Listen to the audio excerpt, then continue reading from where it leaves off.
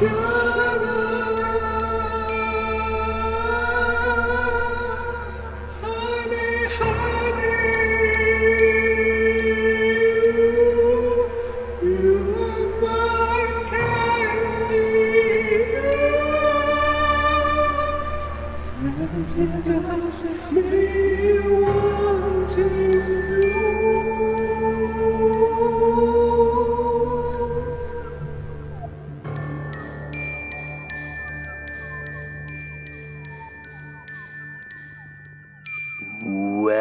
to Riverdale After Dark, a podcast about the CW's Riverdale that once again is peeking its way out of the dark. I'm Alex.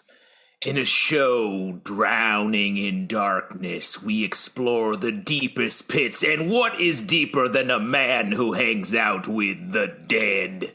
I'm Justin. I'm Pete. And we are very excited to bring you a special episode of Riverdale After Dark with none other than Dr. Curdle Jr. himself, Nikolai Witschl. Nikolai, welcome to the podcast.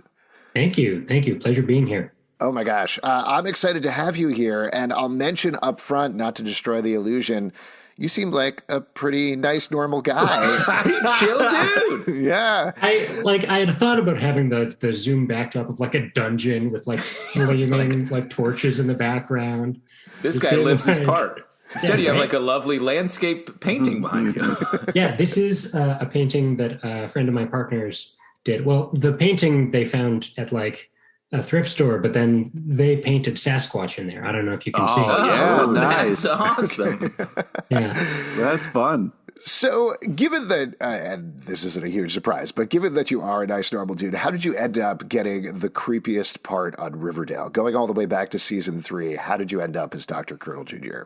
that's okay. That's a really good question. But can I get, if I may, can I get your impression of Dr. Curdle Jr. kind of first before we get into it? Like, what do you guys know or like about this creepy weirdo guy? Well, let me say, he's one of the most we talk about Dr. Curdle so much on this podcast. Okay. Such a fun part of the show. We look forward to every time we see you. It's such a creepy but fun kind of role.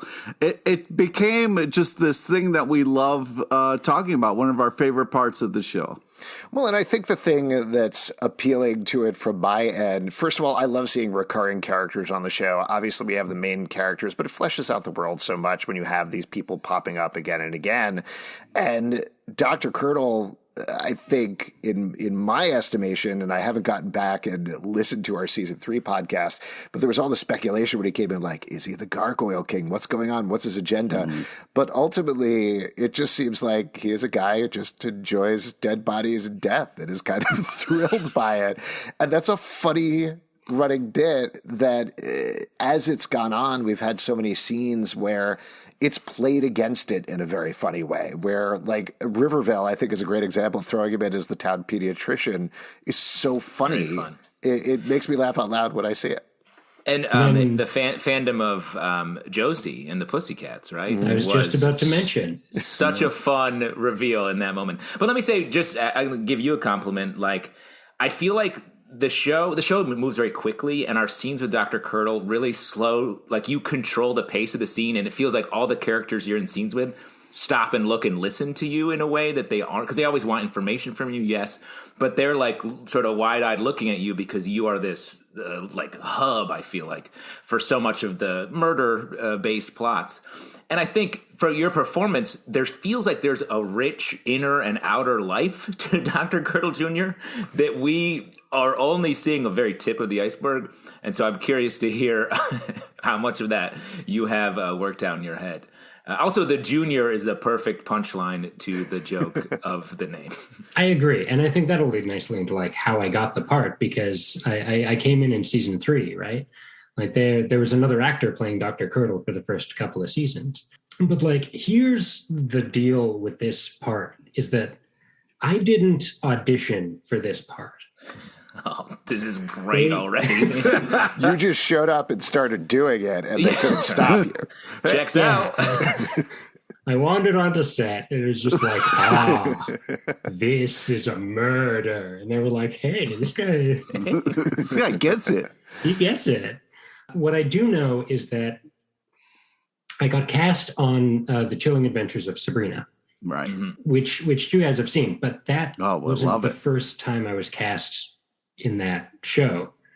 I was cast in season 1 as like a teacher in class for Sabrina and Harvey. And for some reason that scene got cut. I don't know if or because of the fact that the actor playing the original Dr. Curdle, like my character's father, was just for some reason unable to come back for season 3, but they still really wanted that like plot device. So they just unceremoniously killed him off and replaced him with me, just like shuffled me from one show to the next. Well, I was just going to say that's so weird, just on a weird Easter egg thing, because I mean, you showed up later on Chilling Adventures of Sabrina as Howard, but also Mackenzie Gray, who played Dr. Curdle, later showed up as a teacher in Harvey and Sabrina's class. So that's right. Yeah, so there's a weird sort of a circuitousness going on. What's your relationship with Dr. Curdle?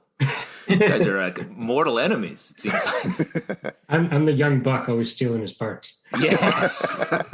Yeah, I was just going to say that's what I know is what happened. And I'm pretty sure they were just like, oh, this guy is like pretty good as a teacher, but he looks creepy as hell. We got to get him in a morgue. It's because my every actor has certain like looks, different hits. And I'd say that my hits, I play a lot of henchmen. I play a lot of like nerds and a lot of like spooky characters. And like 2 of my main hits are being like spooky nerds. And coroners are like right in the middle of that. Yeah, they are. I've actually played enough like coroners and morticians to fill a demo reel if I wanted to of just coroner bits. It's amazing. I mean, the other part of it that I wanted to ask you about, and you're touching on this right here, but you have done, it hasn't just been this, but you've done so many different shows in the WB slate, and it feels like there are these actors that constantly pop up in exactly what you're talking about, that it's the henchman role or the one-off role or something like that.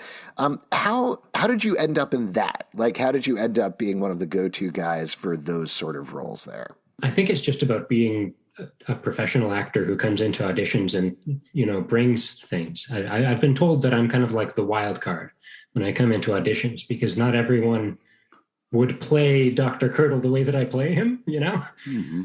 And like, even because I didn't audition for that part, I think it was really empowering for me to be able to come in and be like, whatever I do, they're going to film it. And that's what's going to be on television. It kind of frees me up a little bit to like have some fun with it. How much did you work on the voice then? Because I feel like the voice is so much part of the part. Obviously, it's your voice, but it's a little more direct, a little Vincent Pricier. So how much playing around was it, or was it fully formed from that first day on set? I think my voice has even evolved throughout it, because I recognized in my first scene that like my father had just died and I have to step into the family business. And like, he's maybe not the most confident coroner off the top, but I've really leaned into it a lot more. The more ridiculous things I've had to deal with. There's ever increasing grotesque deaths and dismemberments. Does it feel like it's starting to be a little bit of a challenge in a way? Because it feels like that from a viewer's perspective, where it's the writers just trying to heighten the gothic language that you're saying to, I think it was the last season. Yeah, it was when Betty was investigating the murders on the Lonely Highway. There were just these 2 shots of you calling in that are filmed very close to your face, where it's just you call her and there's no like, hey, Betty, how you're doing? It's just the bodies were horribly mutilated. So what's it like when you get something like that in the script? Do they tell you, hey, just come in really quickly for this one day to film these things? Or how does that get set up at this point? Yeah, it is normally, I'm able to do it in one day. It's normally just one scene in the morgue. Originally, the morgue was in an often used Vancouver filming location called Riverview, not Riverdale or Rivervale. Rivervale? No. Maybe if. It's at least as haunted as Rivervale. Wow. But then after, I think about the first season, they were like, okay, we're bringing this guy back often enough. Let's build a little morgue on our soundstage and come back there every couple of episodes. Oh, that must have been so gratifying to be like, "You're building the morgue? Oh, I'm here. I'm in." Absolutely. And I always have fun when I'm on set, like to see what the set dressers kind of like come up with. They always give me a lunch that I can't actually eat. But as like the background. And I think my favorite one that they ever put out for me was like uncracked walnuts and milk and a turkey sandwich or something like that. I love just munching, really working my way through a bag of walnuts full of shells. Let me ask you, I mean, obviously the writers give you all the material that you need, but I imagine you have created more for Dr. Curdle Jr. Can you talk to us about maybe some of the things you've added to the character in your own mind or brought to the role? It's all about what'll come across to the audience, because there can be specific things that I come up with about my past and my backstory that is like interesting to have, that like can help to build empathy and connection with the audience to like make this a more full character. And I think Dr. Curdle like truly is about as kind as a person can get in Riverdale, because he's really just so reliably bribable.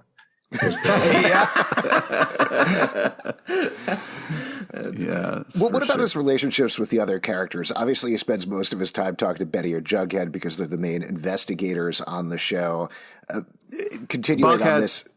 Yes, thank you, Pete. Yeah. Oh, right. That's what that means. Oh, I've been trying to put that together. I just got that. Oh, yeah. It's the B from Betty and the Ughead from Jughead. French class. What, continuing on this, like, what you think about the inner life of Dr. Curdle, how does he feel about Betty? How does he feel about Jughead? I think he considers them both, like, definitely at this point friends. Like when I read the bit in the last episode where he doesn't get invited to Betty's wedding, it was like so funny. Really like that's where they get you. They really got to the center of like, oh, that's really feeling funny. bad about his, but that's an alternate universe. So yeah, I mean, do you feel like, not to push it too much, and I don't want to cause any consternation with the shippers, do you feel like he has romantic intentions towards Betty, or is it just this transactional relationship where he's bribed to give information on bodies?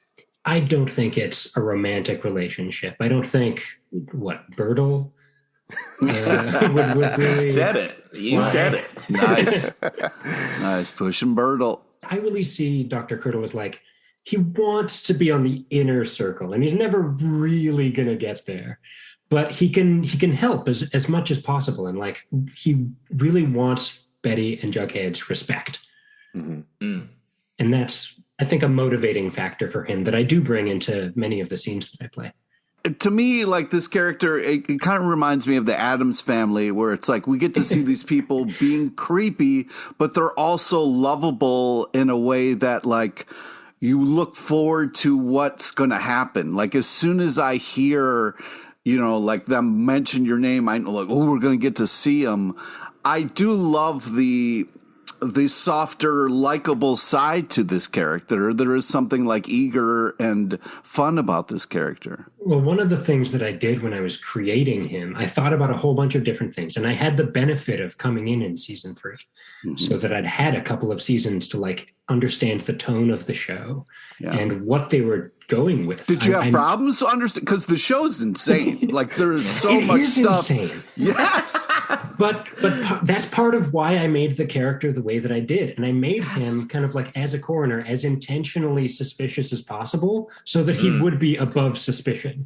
That's it's working. That's great. Like, the show is about everyone has a secret. Everyone has a deep, dark secret that they're trying to hide while they live their normal lives. And here's this intentional weirdo who's actually the like diametric opposite of that, who's like very creepy, but also super earnest and and gentle. May have his own Addams Family. Who's to say? No. Now that's a backstory we need. Yeah, exactly. The Curdle family. Given that you were or are in the morgue so much, when you did get to do that scene in the Josie and the Pussycats episode where everybody was together, just on a personal level, what was that like, actually getting to interact with the whole cast at the same time? Yeah, that was really affirming. I was also next to Weatherby, of course, who I super respect as well. And that was particularly cool because it was still during COVID. And it was very late into a Friday and early on to a Saturday where I was in a bar listening to a band, and it felt great. Oh, wow. Yeah. That's I was awesome. like, I haven't done this for 2 years. Oh, yeah. It's man, that's wild nice. that's just doing the scene was enough. Just being a person in the scene was enough to make it amazing. And being allowed to be a fan. I really felt like they let Dr. Curdle kind of off the chain there a little bit. What a stunning, hilarious moment in that episode. And I'm curious to see how much further the fandom goes. Did you get to keep the Josie shirt? No, I didn't. But That's too bad. if I ever find one in the real world, I have to pick it up. It's merch. Absolutely. This is one of the other things that I really liked about that scene was just imagining that Dr. Curdle and Weatherby hang out all the time. Is that anything you talked about? Do you feel like they're friends outside of the corners, or was that just they were at the same table at the same time? I feel like because they were both wearing the same shirt and they're both maybe not the traditional Josie fans, that they do see each other at shows and are just like, oh, hey. Let's never talk about this in town. No, we can't. But oh my God, her new single? Yeah.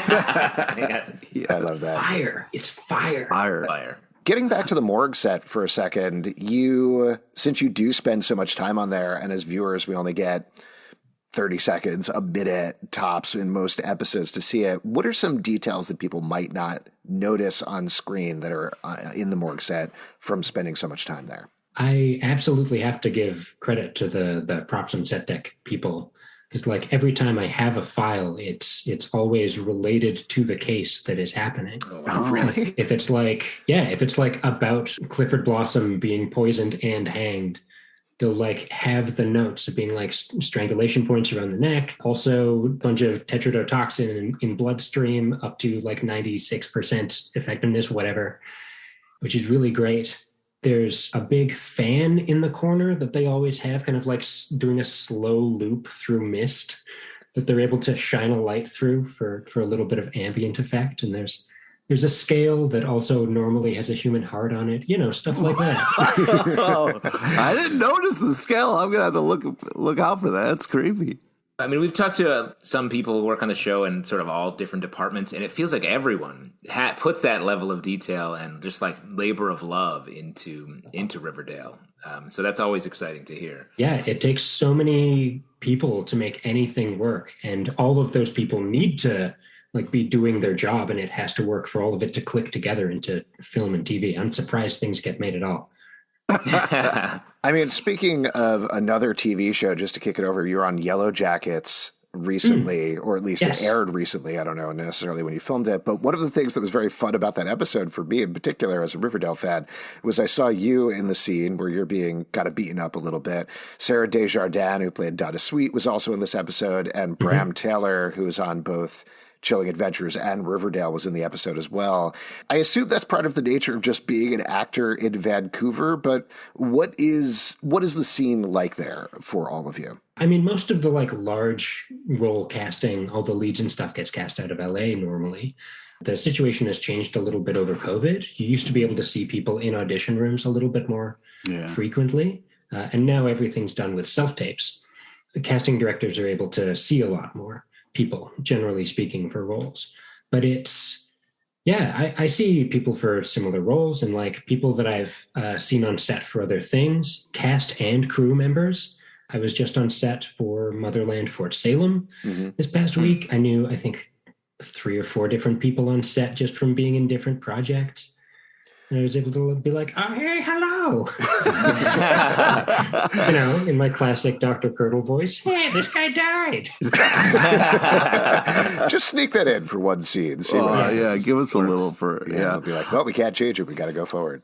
One thing I want to get back to is the show is insane, but in such a great way. Have there been moments where you're reading the script that maybe you've kind of ahead of us a little bit, or we're like, oh, I can't wait to see this on screen? Are there some your favorite kind of moments in the show that they really nailed, you thought, from reading it and then seeing it? Yeah. apart from wanting to watch my own stuff and seeing like course. what all makes it in, weirdly, like some of my favorite Curdle bits don't make it in. They usually cut one thing in a scene that's like, it's too funny. It's too funny. We What's can't a put it bit in. that didn't make it? But my give us a favorite bit? thing, I'll see if I can remember one. But my favorite thing that I was looking forward to was just in episode 100 is the two Reggies. Mm-hmm. When I read that in the script, just being like, "Oh, that's so fun!" Yeah, that's such a good nailed joke. That. It was such a great thing. Yeah, Such both the original Reggie and the new Reggie. That was so funny. What was it? I mean, speaking about the Rivervale thing, we mentioned this earlier, but what was it like getting a different costume and getting to play a slightly different Dr. Curdle Jr.? That was really cool. I was really excited to be able to, like, in a similar vein to talking about Josie and the Pussycats, like stepping out of my morgue in that respect, stepping into a different doctor's office. It was interesting because I was still talking, especially with like Betty and her kid and baby Anthony and that. I was talking less about death and I was talking more about things not living, which is still similar to death, but it's like the other side of it. So I think they understood what was happening in that regard when they were writing it. Given that you are mostly with Betty and Jughead, are there any other of the characters on the show that you wish you were able to interact with more? I think probably Cheryl Blossom. I think Dr. Curdle's weirdness and Cheryl Blossom's weirdness, plus like Nana Rose, would be like... Yeah, wouldn't it? Wouldn't it? Like, imagine what that would be. That just blew my mind because, of course, she's going to be in the walls listening to you guys, you know, maybe like pops out. Yeah. Penelope, yeah. Nana's not in the walls. Nana's in the wheelchair. Right. Penelope's in the walls. It's been a while since we've watched episodes. So Nana Rose is getting pretty old, so she may have a trip to the morgue coming up. Oh, come on, dude. I hope not. Yeah. She's got to stick around forever. I love Nana.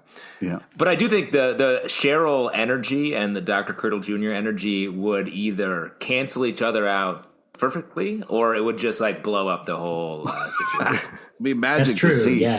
Yeah, it could be like two equal wavelengths. This is obviously a big part of the show for the fan base, and I don't know how you all talk about it on set, but all of the shipping that goes on with all of the couples, obviously Dr. Curdle, like we were joking about a little earlier, is very removed from that sort of thing, but is there a couple that you ship on the show, and how, generally speaking, is it kind of talked about on set? I mean, apart from Curdleby. Yes, of course. Yeah, that's got to happen. And Bertle. Just dreams at this point. But I personally really like Shoni. Cheryl, Tony. Yeah. Shoni's awesome. Yeah, I think they're a good complement to each other in really interesting ways. Well, maybe per our earlier discussion, you could have Dr. Curdle come in and give some sort of medical diagnosis about you're both going to die if you don't get back together. What sort of doctors do you go to, Alex? Very bad ones. Very bad ones. It's called breakupitis, and it is fatal. Yeah. Nice. Oh, my God. One more thing I wanted to ask you over here that I jotted down. I threw this by Justin earlier, and he thought this was a really good thing to ask. Dr. Witschl Jr., is that anything? I mean, it could be. Okay. You pitching a collaboration here? Is this a meme? Yeah, I don't know. I'm just throwing it out there. You could do. You'd need to figure out how to find as many creepy 5-letter words as possible. Mm-hmm. Yeah. Like grung. I don't know. That's a hard one. Yeah, that's a hard one because I don't know how much of a word that is. People would be like, what? But grung is the answer again? It was grung yesterday. Now, before we let you go, though, I know you can't really talk about upcoming episodes, so I'll just ask a very vague question. Will we be seeing more Dr. Curdle Jr.?